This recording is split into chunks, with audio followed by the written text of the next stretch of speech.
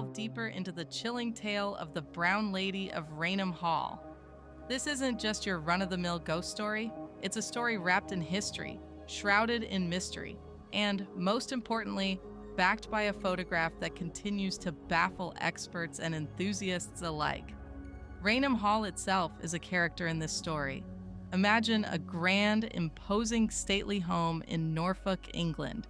Think sprawling grounds, echoing hallways, portraits of stern-faced ancestors staring down from the walls. It's the kind of place that just feels old, steeped in centuries of secrets and whispers. And Raynham Hall has plenty of secrets, the most famous of which is the Brown Lady. Now, ghost stories are a dime a dozen in old houses, aren't they? Every creaking floorboard, every flickering light is attributed to some restless spirit. But the Brown Lady is different. She's not just a fleeting glimpse in the shadows, she's been photographed. And that photograph is what makes this story so compelling. Let's rewind to 1936. Captain Provand, a photographer, and his friend Indra Shira were visiting Raynham Hall. They weren't ghost hunters, just regular tourists taking pictures of the historic house. They wandered through the grand rooms, snapping photos of the architecture, the artwork, the general ambiance, perfectly normal tourist stuff. But when they developed the film, something extraordinary emerged. One of the photos taken on the main staircase showed a translucent figure. A woman dressed in a brown brocade dress, her face obscured, as if hidden or blurred. She appeared to be floating, gliding down the stairs rather than walking. It wasn't a blurry image, a trick of the light, or a double exposure, at least that's what the experts say. It was a distinct, albeit ghostly figure. This photograph, published in Country Life magazine, became an instant sensation. It's one of the most famous ghost photographs ever taken, and it's kept the legend of the Brown Lady alive for nearly a century. You can find it online. Just search for Brown Lady of Raynham Hall. Take a look at it. It's chilling. So, who is this mysterious Brown Lady? The most popular theory points to Dorothy Walpole, the sister of Robert Walpole, the first Prime Minister of Great Britain. Dorothy's life was, let's just say, complicated. She was unhappily married to a man named Charles Townshend, a man known for his violent temper. She was rumored to have had an affair with Lord Wharton, and she eventually died under mysterious circumstances in 1726. Some say she was pushed down the stairs. Others say she died of smallpox. The details are murky, lost to time, but the legend connects Dorothy to the Brown Lady. Is she trapped in Raynham Hall, reliving some tragic moment from her past? Is she searching for something, or is she simply a residual energy, a ghostly echo of a life lived within those walls? Now, skeptics, as they always do, have tried to debunk the photograph. They've suggested it's a double exposure, a long exposure, a person walking through the shot during a long exposure, or even a clever hoax. But even with these explanations, the photo remains unsettling. There's something about the figure, the way it seems to shimmer and fade, the way it seems to lack solid form, that makes it hard to dismiss entirely. It's not just a blurry shape, it has a presence, and that's the enduring power of the Brown Lady story. It's a blend of documented history, tantalizing mystery, and the chilling possibility of the paranormal. It makes you wonder about the layers of time that might exist in certain places, the echoes of the past that might linger in the present.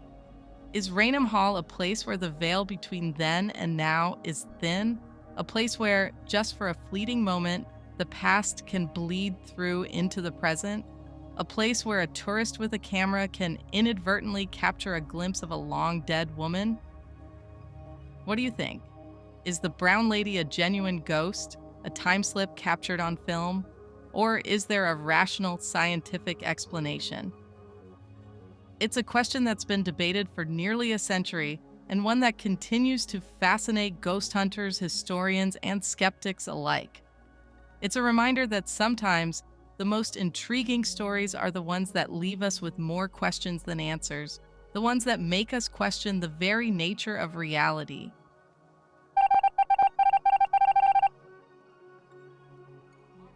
let's dive into a story that's less a personal encounter and more of a large-scale alleged event, shrouded in secrecy and whispered about in hushed tones: the Philadelphia experiment. This isn't your average time slip story. This is a story that involves the US Navy, cutting edge, or perhaps too cutting edge technology, and some truly bizarre consequences. Imagine 1943. World War II is raging, and the US Navy is looking for any advantage they can get. The story goes that at the Philadelphia Naval Shipyard, they were working on a top secret project, codenamed Project Rainbow. The goal? To make a ship, the USS Eldridge, a destroyer escort, completely invisible to radar. Think Star Trek cloaking technology decades before Star Trek.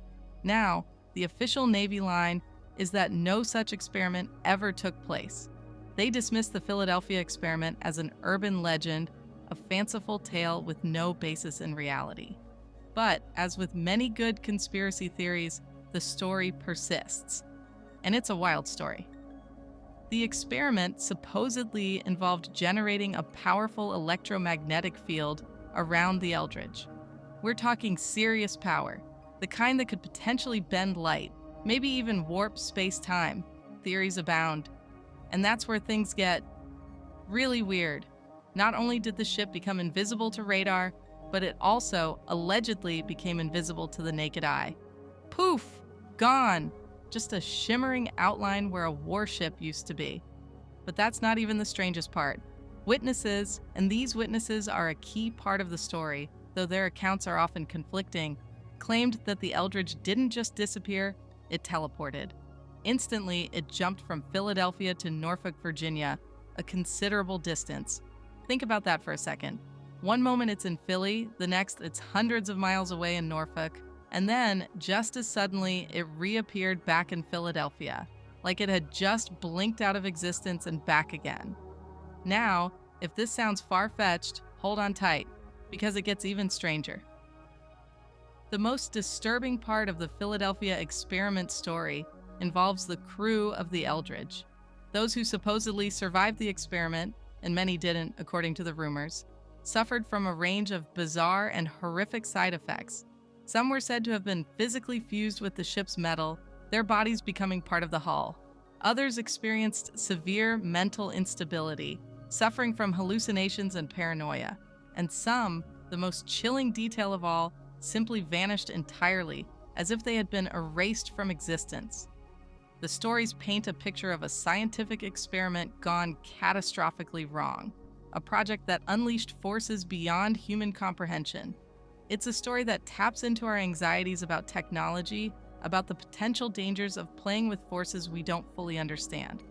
So, why is this story so compelling? Several factors contribute to its enduring appeal. The alleged involvement of the US Navy adds an element of intrigue and government secrecy.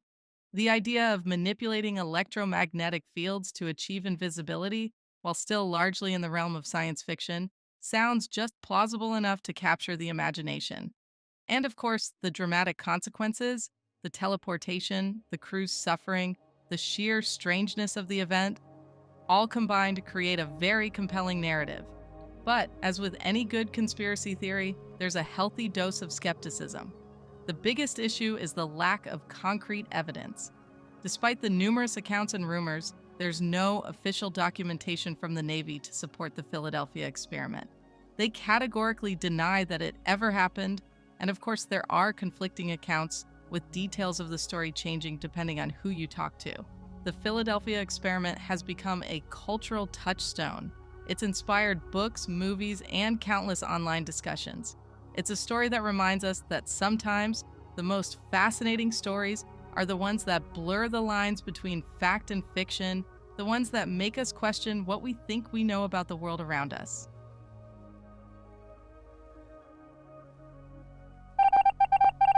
Okay, folks, let's dive into a time travel tale that's a real roller coaster of intrigue, speculation, and a dash of, wait, what? We're talking about the curious case of Andrew Carlson, a story that blends high finance, time travel, and a healthy dose of, is this for real? Picture this: 2003. The stock market is a whirlwind of activity, fortunes are being made and lost, and then, seemingly out of nowhere, a man named Andrew Carlson appears and starts making some seriously impressive trades. We're not talking about a lucky streak, we're talking about a level of success that's statistically improbable, bordering on impossible. He turns a relatively small investment into a massive fortune in a ridiculously short period of time. Think millions. Think, how in the world did he do that? Now, when someone makes that kind of money that quickly, especially in the stock market, it's going to raise some eyebrows. The SEC, the Securities and Exchange Commission, the financial watchdogs started investigating Carlson, and that's when things got, well, let's just say, interesting.